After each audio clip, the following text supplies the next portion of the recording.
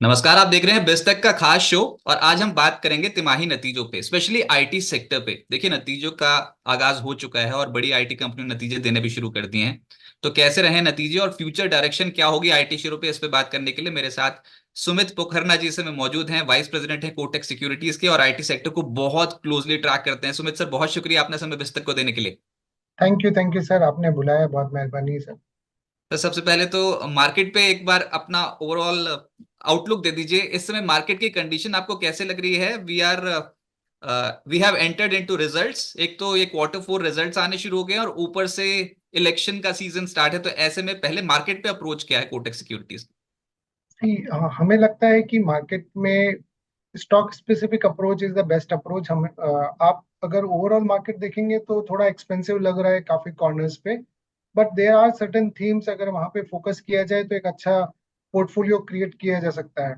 और जैसा कि आपने बताया, इलेक्शन का माहौल है, प्लस जियोपॉलिटिकल रिस्क बढ़ गई है। तो उसके कारण एक शॉर्ट टर्म अपन ने देखा है कि मार्केट साइडवेज हो गया है या तो मार्जिनल करेक्शन दिखा है हमें। सो दिस आप इसको एक अपॉर्चुनिटी यूज करके, जो स्टॉक स्पेसिफिक जहां पे अर्निंग्स ग्रोथ काफी अच्छी लग रही है और वैल्यूएशंस थोड़े करेक्ट हो गए हैं, आप उनको बाय करके एक लॉन्ग टर्म पोर्टफोलियो क्रिएट कर सकते हैं। अच्छा, specifically will talk about IT sector only. IT shares पे ही बात करेंगे। तो सबसे पहले तो जो अब नतीजे आए हैं अभी तक, टीसीएस, इन्फोसिस, विप्रो, आपको ओवरऑल अभी क्या ये नतीजे कॉन्फिडेंस दिलाने वाले हैं? कैसे देख रहे हैं आप इन नतीजों को?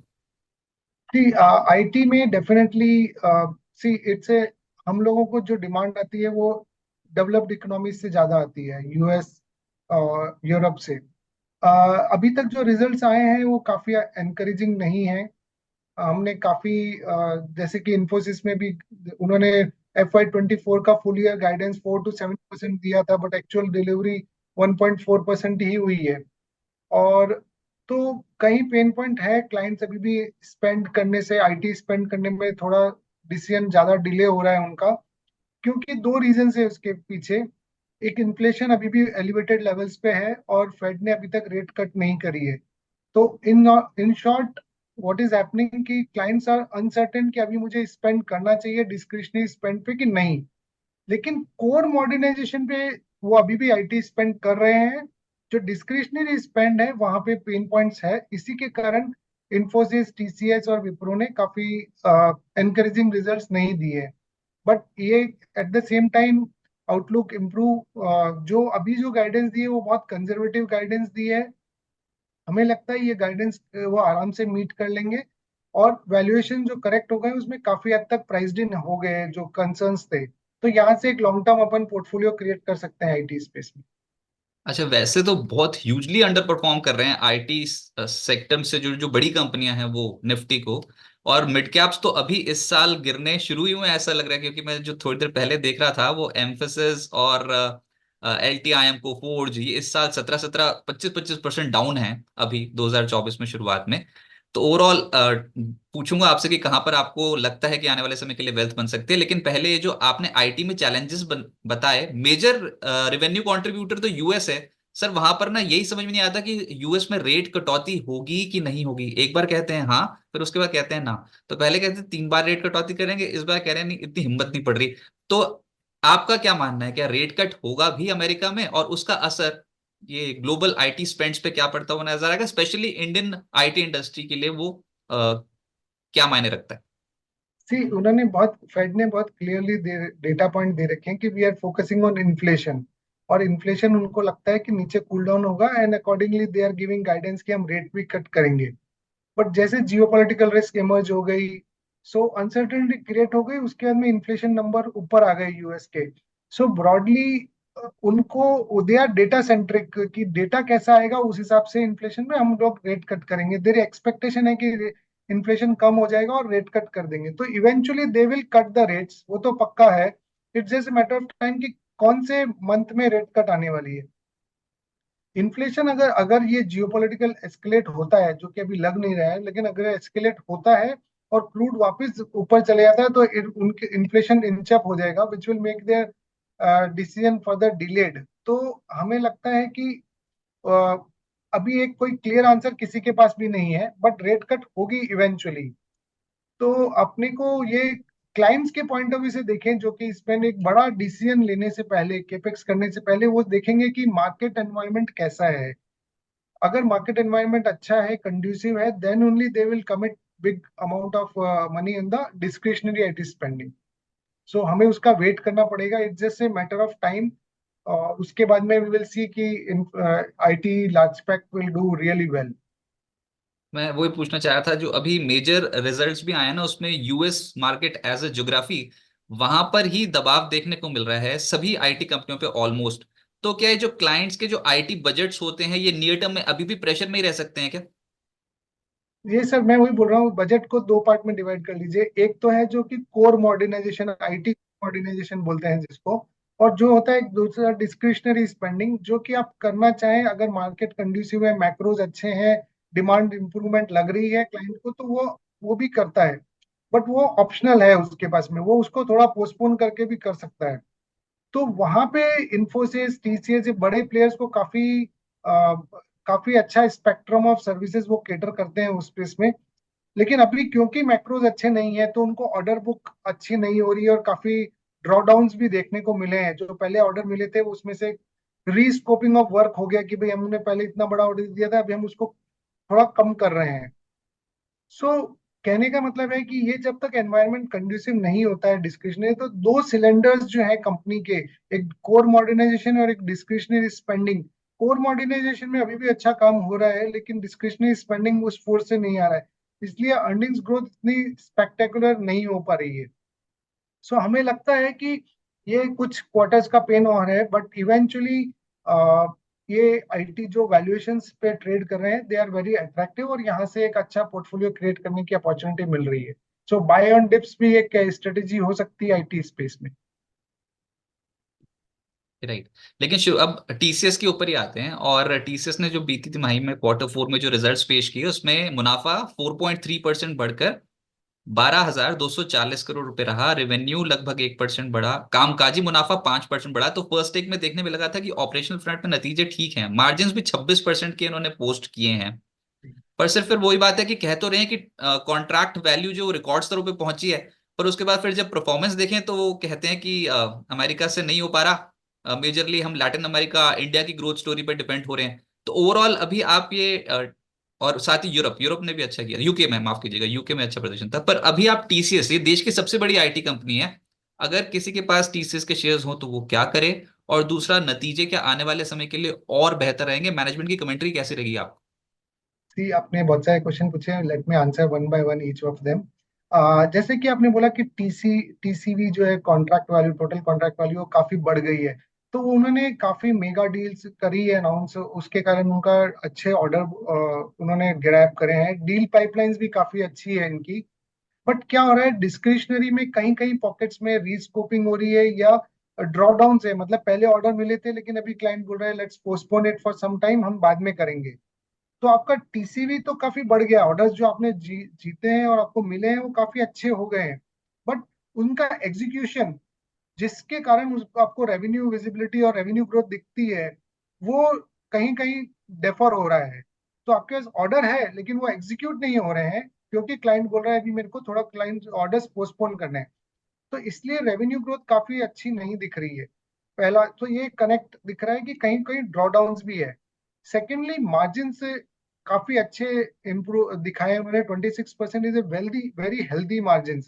और इसके लिए इसके अंदर क्या है कि कॉस्ट ऑप्टिमाइजेशन वगैरह कर रहे हैं वो लोग, तो इनको काफी फायदा हो रहा है। आप देखेंगे तो एक जो पहले जब FY 23 में देखे, तो इनको सब आईटी कंपनीज को एक बहुत बड़ा पेन था कि एम्प्लॉय कॉस्ट काफी थी, अट्रिशन रेट काफी थी, और यूटिलाइजेशन भी कम हो गया था उनका। अब वो फैक्टर्स उनके फेवर में है, यूटिलाइजेशन इंप्रूव हो रही है, अट्रिशन लो है। और जो नए हायरिंग, अगर कम हायरिंग तो कट डाउन कर दी हम लोगों ने काफी ने। सो उनकी employ cost which is very significant portion of their revenue, मतलब 60% भी किसी किसी केसेस में है, तो वो वहां पे कंट्रोल हो गया है कॉस्ट। तो कहने का मतलब है, अगर आपके एम्प्लॉय कॉस्ट कंट्रोल में आ रही है because of lower attrition, better utilisation, तो वहाँ मार्जिन इंप्रूवमेंट दिख रहे हैं, विच इज क्वाइट पॉजिटिव। रही टॉप लाइन की बात, वो जैसे ही डिस्क्रिशनरी स्पेंडिंग एनवायरनमेंट इंप्रूव होगा, these companies will be the major beneficiaries, particularly TCS and Infosys। और उसका कारण यह है कि इनके पास सारी सर्विसेज है जो वो एक क्लाइंट को चाहिए, वो केटर कर सकते हैं। जो क्लाइंट कंसोलिडेशन हो रहा है उसमें इन कंपनीज को फायदा मिलेगा। और तीसरा सबसे इंपॉर्टेंट कि ये वीकर प्लेयर से वॉलेट शेयर गेन कर लेंगे। तो जो वीकर प्लेयर्स हैं उनसे ये लोग ऑर्डर, उनका बिजनेस ये ले लेंगे और इनको काफी बेनिफिट मिलेगा। सो टीसीएस को ये सब बेनिफिट्स हो रहे हैं और इन्फोसिस को ये सब बेनिफिट होंगे। एक क्वेश्चन आपने ये भी पूछा था कि टीसीएस के अंदर जो they are focusing more on the regional markets. अगर आप देखेंगे तो टीसीएस का एक बड़ा मेगा ऑर्डर जो एग्जीक्यूट कर रहे हैं वो बीएसएनएल के साथ है। वो जैसे जैसे एग्जीक्यूशन बढ़ता जाएगा उसका उसका कंट्रीब्यूशन बढ़ेगा, उसके कारण रीजनल कंट्रीब्यूशन ज्यादा दिखेगा आपको। और at the same time US और यूरोप में इतना मेजर ग्रोथ नहीं दिख रही है। इसके लिए उनका स्क्यूड होता जा रहा है थोड़ा सा because of the BSNL deal. So from a longer term perspective what they are doing is good. एक मैक्रोज जो आपके हाथ में नहीं होते हैं, बाहर एनवायरनमेंट कैसा है उस पर डिपेंड करता है। वो जैसे जैसे इम्प्रूव होगा आपकी रेवेन्यू विजिबिलिटी भी इम्प्रूव होती जाएगी। ओके, लेकिन इस साल अभी तक 2024 में अगर पूरे आईटी इंडेक्स में देख लो ना, तो टीसीएस ही सबसे तेज चला है, और वो चला है 1.25%। 2024 में अभी तक 1% का रिटर्न दिया है टीसीएस ने एट 3840 लेवल्स। आपको कैसी लगती है वैल्यूएशन टीसीएस की, और क्या टारगेट्स रखे हुए हैं कोटक सिक्योरिटीज? सी आप देखेंगे तो FY23 में इन सब के रेवेन्यू ग्रोथ काफी अच्छे आए थे। तो बेस काफी बड़ा हो गया था, एक वो भी एक फैक्टर है। तो Q4 FY24 में उस बेस पे ग्रो करना विद ए वीक मैक्रोज और हेडविंड्स काफी थे, उसके कंपैरिजन में अगर देखें तो वो ग्रोथ लाना पॉसिबल नहीं हो पा रहा था कंपनीज के लिए। इसीलिए स्टॉक्स ने अंडर परफॉर्म किया है काफी बिग टाइम। बट यहाँ पे अगर आप देखेंगे तो वैल्यूएशन काफी इंप्रूव हो गए और हमने टीसीएस को कुछ 26 टाइम्स वैल्यू किया है प्राइस टू अर्निंग मल्टीपल पे। और हमारा फेयर वैल्यू 4300 रुपीज बनता है। तो from a longer term perspective एक अच्छी मैनेजमेंट के कंपनी जो डिविडेंड कंटिन्यूअसली पे कर रही है और इंडिया लीडिंग आईटी कंपनी है। थोड़ा टाइम लग रहा है बिकॉज ऑफ मैक्रोज, एक पूरा सेक्टर स्पेसिफिक प्रॉब्लम है, ये कंपनी स्पेसिफिक प्रॉब्लम नहीं है। तो हमें लगता है कि जैसे ही मैक्रोज इंप्रूव होंगे these companies will start outperforming all other sectors. So आप स्लो एंड स्टडी एक अच्छा पोर्टफोलियो बनाइए और उसमें investors should keep buying these quality stocks whenever they see any major dip in the markets. So you are saying कि fair value जो वो 4300 जी टीसीएस की हो सकती है over a period of time, जी जी जी। लंबी अवधि में फिर एक्यूमुलेट करने की कर सकते हैं सिस्टमैटिकली। अच्छा, फिर करेक्ट। जो दूसरी सबसे बड़ी कंपनी है देश की, दैट इज इन्फोसिस। ये इतना भारी भरकम डिविडेंड, 20 रुपए प्रति शेयर का FY24 के लिए, और 8 रुपए प्रति शेयर का स्पेशल डिविडेंड। लेकिन फिर ये एकदम से ब्रोकिंग हाउसेस के टारगेट्स क्यों स्लैश हो गए? क्या गाइडेंस पसंद नहीं आई, या फिर क्या हुआ ऐसा इन्फोसिस में? सी गाइडेंस जो दिए वो मार्केट एक्सपेक्टेशन से कम दिए, 1 to 3% की गाइडेंस दी है। Market was expecting higher guidance पहला। बट ये हमें लगता है कि ये जो गाइडेंस दी है कंपनी ने काफी कंजर्वेटिव गाइडेंस दी है। और ये फ्रंट लोडेड गाइडेंस है, मतलब H1 में ज्यादा का रेवेन्यू आ जाएगा इसमें। और थर्डली कंपनी ये आउटबीट कर सकती है गाइडेंस को अगर उन्होंने कुछ भी बड़ी डील्स इन्होंने विन कर ली इन H1 FY25 के अंदर। सो ब्रॉडली एक जो सेटबैक इन्वेस्टर्स को लगा कि गाइडेंस जो दी है वो काफी कम दी है। बट हमें लगता है कंजर्वेटिव गाइडेंस है और इसको कंपनी बीट कर सकती है। सेकेंडली इंफोसिस का हमें लगता है कि इसके पास में सारे एलिमेंट्स हैं जो एक अच्छी कंपनी के लिए चाहिए। जो जैसे ही डिस्क्रिशनरी स्पेंडिंग एनवायरनमेंट इंप्रूव होगा they can gather the market. और वो काफी इन्वेस्ट कर रहे हैं अभी नए एआई वगैरह में, टेक्नोलॉजीज में, जिससे फ्यूचर में जब भी डिमांड आएगी एकदम से they will be ready to cater to that demand. तो इन्फोसिस हमने एफ आई 20 हमने इसको 24 टाइम्स जून 2026 पे वैल्यू किया है। और हमारा फेयर वैल्यू 1750 रुपीज है। यहाँ से काफी सिग्निफिकेंट अपसाइड दिखता है हमें। तो investors can by this stock. और जो रिसेंट करेक्शन हुआ है उसमें most of the negatives already in the price. Right, लेकिन इस साल YTD अभी तक 2024 में ये 8% नीचे है। इन्फोसिस तो बहुत पीछे रह गया टीसीएस से। टीसीएस फिर भी निफ्टी के साथ साथ थोड़ा चलने की कोशिश करता है, इन्फोसिस बहुत पीछे पीछे चलने की पीछे ही रहता करेक्ट। है हमेशा। जी जी। तो इसके लिए आप बोल रहे हो कि 1750 this is the fair value जो हो सकता है आने वाले समय के लिए हासिल करे, लेकिन समय देना पड़ेगा इस स्टॉक को भी। अब सर तीसरे पायदान पे जो नतीजे आए दैट इज विप्रो। इनके नतीजों में क्या कुछ इंपॉर्टेंट है और इसके क्या टारगेट लेके चलो? आपने पहले बोला कि विप्रो थोड़ा हल्का ही चलता है इस पूरे सेक्टर में, तो अभी क्या करना चाहिए शेयर होल्डर्स को? जी, विप्रो पे हम काफी टाइम से नेगेटिव ही हैं, और हम इन्वेस्टर्स को सजेस्ट कर रहे हैं कि आप टीसी इन्फोसिस और टीसीएस पे ज्यादा फोकस करें एज कम्पेयर टू विप्रो। वो काफी स्पेसिफिक रीजंस है कि वहाँ पे जो लीडरशिप चेंज हो रही है कंटिन्यूअसली, और जो एक्विजिशंस किए हैं वो उतने फ्रूटिफाई नहीं हो पा रहे हैं। तो हमें कंसर्न्स दिख रहे हैं काफी, और अर्निंग्स ग्रोथ ट्रेजेक्टरी भी देखें तो वो ज्यादा इंप्रेसिव नहीं है as compare to Infosys and TCS. तो मेरा ऐसा मानना है कि जब मेरे पास दो ऑप्शन अलग, दो हेल्दी ऑप्शंस हैं, तो मैं वो ऑप्ट करूं rather than looking at Wipro. इसके लिए अभी थोड़ा टाइम और लगेगा विप्रो को, जो के सर्विसेज वो केटर कर रहे हो, जो सेगमेंट्स में दे फोकसिंग, वहां पे अभी भी डिमांड एनवायरनमेंट इम्प्रूवमेंट में टाइम है। और हमारा फेयर वैल्यू 440 रुपीज है विप्रो के ऊपर। तो investors can avoid that stock as of now. तो ये तो मौजूदा स्तर से नीचे का टारगेट आ गया, अभी तो चल रहा है 462 460। जी, तो हमने सेल रिकमेंडेशन दे रखी है इसके ऊपर। ओके सर, वैसे भी ये अभी जो अगर आप देखो ना पूरे इस सेक्टर में, तो इस समय दिखता है कि TCS HCL टेक ये ठीक है। उसके बाद फिर अभी HCL टेक के तो नतीजे आए नहीं। मेरा सवाल मिड कैप आईटी की ओर है अब। ये जो बाकी के जो मिड कैप स्पेसेस है, अब इतने ज्यादा चैलेंजेस अगर बड़ी कंपनियों को फेस करने को पड़ रहे हैं, तो फिर मिड कैप आईटी का क्या होगा? स्पेशली LTIM, कोफोर्ज, एम्फोसिस और जो बाकी कंपनियों हैं, उस पे कोई अच्छा स्टॉक है जहां पर निवेशक नजर रख सकते हैं, या फिर मिड कैप आईटी को प्रेशर्स बने रहेंगे अभी? सी, मिड कैप आईटी में ना, दे हैव डन बहुत अच्छा in the recent past, but valuation बहुत ज्यादा एक्सपेंसिव हो गए। जो भी पॉजिटिव थे प्राइस्ड इन हो गए अभी। जैसे हमें लगता है कि स्पेस में फिर भी किसी को अगर इन्वेस्ट करना है तो साइंट एक बहुत अच्छी स्टॉक है, which is more IT engineering company. वहां पे स्कोप है काफी ग्रोथ का। वो एक आप लॉन्ग टर्म पोर्टफोलियो में अपना ऐड कर सकते हैं। बट जैसे केपीआईटी हो गया, वो दूसरे सब स्टॉक्स बहुत एक्सपेंसिव है as of now. Okay right. तो अभी अगर पोर्टफोलियो बनाना हो तो एक आइडियल पोर्टफोलियो आप आईटी स्टॉक्स के लिए क्या सजेस्ट करोगे? Go for large caps, TCS, Infosys, या फिर combination of large cap and mid cap? Large cap में हमें, जैसा मैंने बताया, इन्फोसिस काफी वैल्यूएशन में रीजनेबल दिख रहा है, आप उस पर फोकस कर सकते हैं। फिर हमें साइंट अच्छा लग रहा है, टीसीएस अच्छा लग रहा है, एचसीएल टेक्नोलॉजीज भी अच्छा है, वो भी आप देखा जा सकता है। बाकी केपीआईटी बहुत एक्सपेंसिव लगता है, एलटीटीएस काफी एक्सपेंसिव लग रहा है। ये सब अवॉइड कर सकते हैं फॉर द टाइम बिंग। जैसे करेक्शन होंगे आप उनको फिर लोअर प्राइसेस पे बाय कर सकते हैं।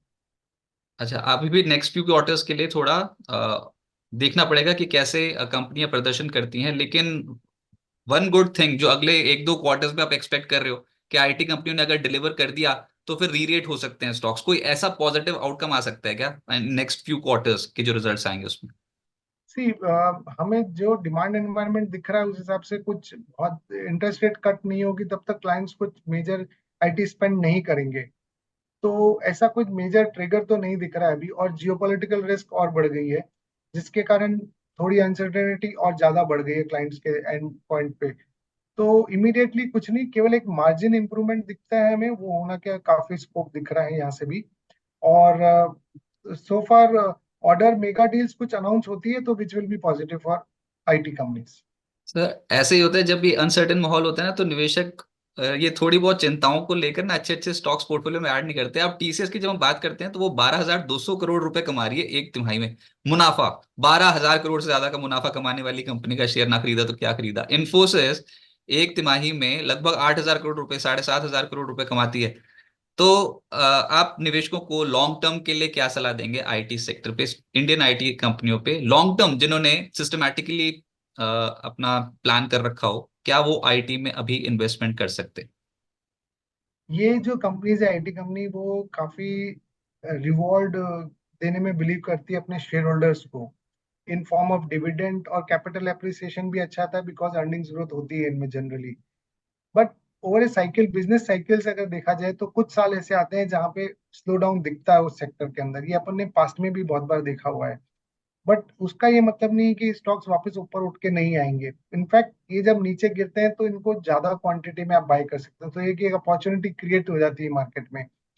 सो हमें लगता है कि जो लॉन्ग टर्म इन्वेस्टर्स हैं उनको ये इन्फोसिस, टीसीएस, क्वालिटी मैनेजमेंट जहाँ पे कॉर्पोरेट गवर्नेंस का इश्यू नहीं दिखता है, शेयर होल्डर्स के फेवर में काम करते हैं, डिविडेंड कंटिन्यूसली देते हैं, बायबैक करते रहते हैं कंटिन्यूसली, इन स्टॉक्स को अगर आप लॉन्ग टर्म पोर्टफोलियो में क्रिएट ऐड करते रहेंगे कंटिन्यूसली तो एक अच्छा पोर्टफोलियो मिल जाएगा, और जिसमें आपको रेगुलर इनकम भी दिखती रहेगी in the form of dividends. Right Sumit sir, बहुत शुक्रिया आपका हमारे साथ जुड़ने के लिए और आईटी इंडस्ट्री में बात करने के लिए बहुत बहुत शुक्रिया। Thank you very much. Thank you sir. बिस्तक आपके लिए लाया है प्रीमियम मेंबरशिप प्रोग्राम, जहां आपको मिलेंगे कई सारे फायदे, जिनमें मार्केट न्यूज़लेटर, लाइव चैट पर आपके सवालों के सबसे पहले जवाब, मार्केट आउटलुक, वीकेंड पर मार्केट स्कैन, एंकर्स के साथ चैट और भी बहुत कुछ। इस प्रीमियम सब्सक्रिप्शन में 3 तरह के प्लान्स हैं, सिल्वर, गोल्ड और प्लैटिनम, जिनकी शुरुआत मात्र 159 रुपए महीने से होती है। इससे जुड़ना भी बेहद आसान है। बिस्तक के YouTube चैनल पर जाएं, ज्वाइन बटन पर क्लिक करें और अपना प्लान सिलेक्ट करें। बस बन गए आप हमारे प्रीमियम मेंबर।